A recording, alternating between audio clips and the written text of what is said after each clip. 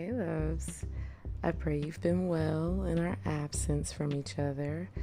I've been on a bit of a journey myself, to say the least. Well, I'm someone who loves to write, so I was paying extra attention in English class, and there's this literary term that most writers are familiar with: paradigm shift. Without realizing it, we've all gone through a series of paradigm shifts in our lives leading up to the present. If you're not familiar with this term, don't worry, you're probably not alone. Most people are not. However, I am going to discuss what it is and what it looks like in our lives today. So, without further ado, let's get into it.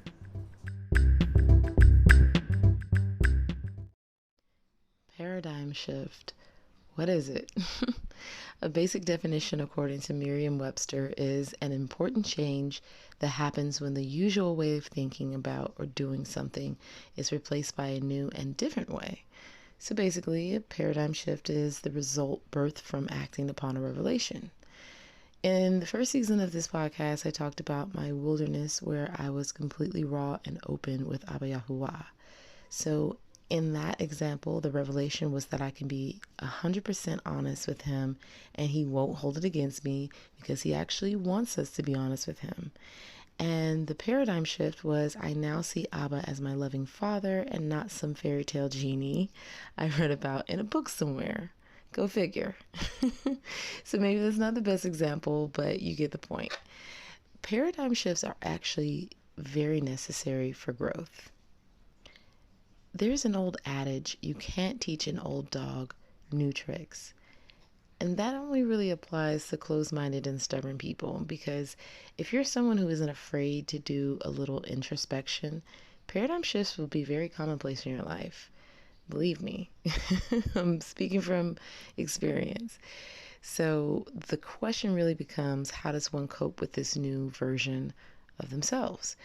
So the longer you've held a certain mentality or way of doing things, the more uncomfortable this change will be for you, but it's okay because change takes time. So don't feel like you have to get it right the first time. It's going to take some time getting used to some adjusting.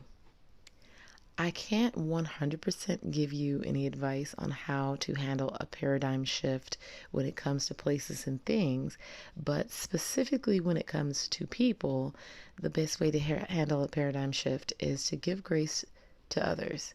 I know this makes absolutely no sense at all, but it actually works. The truth is, you giving grace to others is really you giving grace to yourself. So what you would do is you would put others in your shoes and then give them the grace that you're currently seeking. It makes no sense. It really does, but it really does work. And I know that we've heard for most of our lives that we're supposed to put ourselves in other people's shoes, but that's impossible. There's no way you could put yourself, there's no way you can know what another person is thinking, feeling, how they would respond, so on and so forth. So put them in your shoes and then give them the grace that you're currently seeking.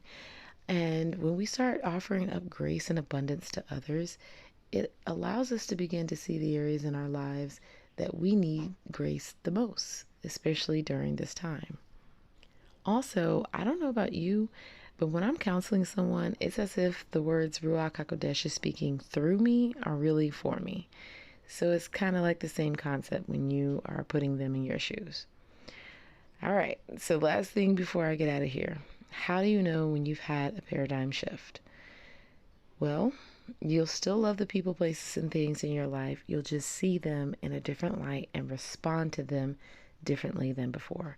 So this is where transitions and paradigm shifts differ. So in a transition, the people, places, and things that were once comfortable and familiar with you become uncomfortable and foreign, and it's kind of repels you away from them. The feelings that you have at that time repel you away from them. However, in a paradigm shift, they still become kind of foreign and unfamiliar, but you're not inclined to leave, you just see and respond to them differently. Okay. I hope that makes sense. So for me, it was the application of boundaries in my life that kind of resulted. That was my paradigm shift. That's something I didn't believe I needed in the past, and I was severely wrong. So if that is you, please put up healthy boundaries. I have to emphasize they have to be healthy boundaries, because there's a such thing as unhealthy boundaries, and that's when you don't trust anybody or anything, and you just kind of turn into a recluse and you never let anybody in, and that is completely unhealthy. In my case, my boundaries don't mean I don't care about the people or things in my life. They just mean that I understand via the revelation from Ruach HaKodesh the importance of guarding my heart, which belongs to Abba Yahuwah in the first place. So, all right. I think I've beat that dead horse enough for today. So, as always, if you want to reach out about this episode or any of the previous episodes, or if you'd like to share personal experience related to one of the episodes, you can reach out to me at replenishme@gmail.com. It's RIPLENISH, me@gmail.com. As always, it was a pleasure. And until next time, Shalom Aleichem.